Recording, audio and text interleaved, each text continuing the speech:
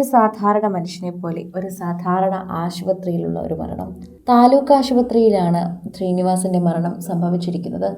ഇപ്പോൾ ഇതാ ആ താലൂക്ക് ആശുപത്രിയിൽ നിന്ന് അദ്ദേഹത്തിൻ്റെ മൃതദേഹം ആംബുലൻസിലേക്ക് കയറ്റുമ്പോൾ ആരെന്ന് പോലും അവർക്കറിയാത്ത ഒത്തിരി പേർ, മലയാള സിനിമ കണ്ട് ആരാധിക്കുന്നവർ ആ ആശുപത്രിയിലേക്ക് എത്തി.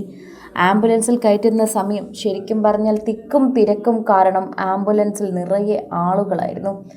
താരം രഞ്ജി പണിക്കർ അടക്കം നിരവധി പേർ ആശുപത്രിയിലേക്ക് എത്തിയിട്ടുണ്ടായിരുന്നു. ഓടിയെത്താൻ പറ്റുന്നവരെല്ലാവരും അദ്ദേഹത്തിനെ അവസാന നോക്ക് കാണാനായി എത്തി. എന്നാൽ ഏറ്റവും കൂടുതൽ ദുഃഖമാകുന്നത് അദ്ദേഹത്തിൻ്റെ മൃതശരീരം കൊണ്ടുപോയിന്ന് പിന്നാലെ തന്നെ വിമലയും മകൻ വിനീതും നടന്നു പോകുന്നത് തന്നെയാണ്. ആ ദുഃഖ കാഴ്ച ആർക്കും കാണാൻ സാധിക്കില്ല.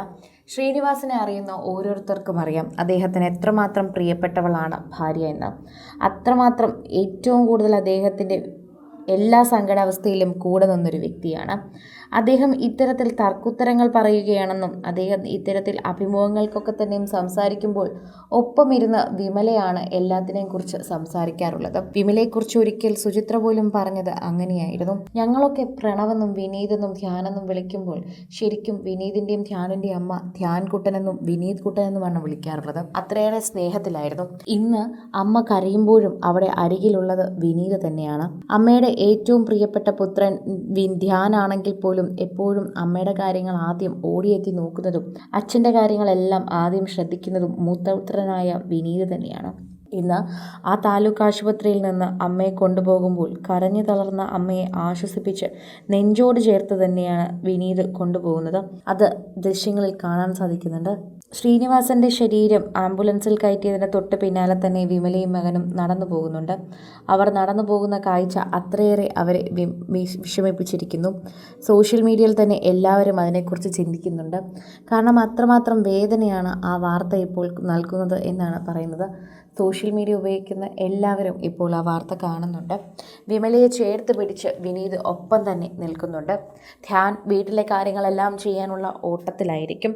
ശരിക്കും പറഞ്ഞാൽ താൻ തോന്നിയായൊരു മകൻ തന്നെയാണ് ധ്യാനെന്ന് ധ്യാൻ എപ്പോഴും പറയാറുണ്ടെങ്കിലും അച്ഛനെ കഴിഞ്ഞ് ധ്യാൻ എന്തുമുള്ളൂ. ആ മനുഷ്യനെ കഴിഞ്ഞ് എനിക്ക് എന്തുമുള്ളൂ. ഞാൻ ഒരുപാട് വേദനിപ്പിച്ചിട്ടുണ്ട്, ഞാൻ ഒരുപാട് നോവിപ്പിച്ചിട്ടുണ്ട്, എന്നാലും ആ മനുഷ്യൻ കഴിഞ്ഞ് എനിക്ക് എന്തുമുള്ളൂ എന്ന് എല്ലാ ഇൻ്റർവ്യൂകളിലും ധ്യാൻ പറയാറുണ്ട്. അദ്ദേഹത്തിനെ പോലെ തന്നെ എല്ലാം തുറന്നു പറയുന്ന ഒരു സ്വഭാവക്കാരനായിരുന്നു ധ്യാനെന്ന് പറയാം. അതുകൊണ്ട് തന്നെയാണ് ധ്യാനിൻ്റെ വാർത്തകൾ വരുമ്പോഴും ഇപ്പോൾ വിനീതിനെക്കുറിച്ചും വിമലയെക്കുറിച്ചും ഒക്കെ പറയുന്നത്. എവിടേക്ക് ശ്രീനിവാസൻ തിരിഞ്ഞാലും അവിടെ വിമലയുടെ ഒരു കൈ ഉണ്ടാകും. വിമലയോടതല്ലാതെ ആദ്യം സ്ക്രിപ്റ്റ് പറയുന്നതെന്ന് എല്ലാവരും ചോദിക്കാറുണ്ട്. അതേ എന്നും ഭാര്യ കഴിഞ്ഞാൽ എനിക്ക് മറ്റെന്തുമുള്ളൂ എന്നും അവളോടാണ് ഞാൻ ആദ്യം കഥകൾ പറയാറുള്ളതെന്നും ശ്രീനിവാസൻ എപ്പോഴും എടുത്തു പറയാറുണ്ട്. ശ്രീനിവാസൻ്റെ എല്ലാമായ വിമലയെ ചേർത്ത് പിടിച്ചാണ് മൂത്ത മകൻ നടന്നു പോകുന്ന കാഴ്ച താലൂക്ക് ആശുപത്രിയിൽ നിന്ന് വരുന്നത്. കൂടുതൽ സിനിമ, സീരിയൽ, ചാനൽ വാർത്തകൾക്കും നിങ്ങളുടെ പ്രിയപ്പെട്ട താരങ്ങളുടെ എക്സ്ക്ലൂസീവ് അഭിമുഖങ്ങൾക്കുമായി സബ്സ്ക്രൈബ് ചെയ്യാൻ മറക്കല്ലേ.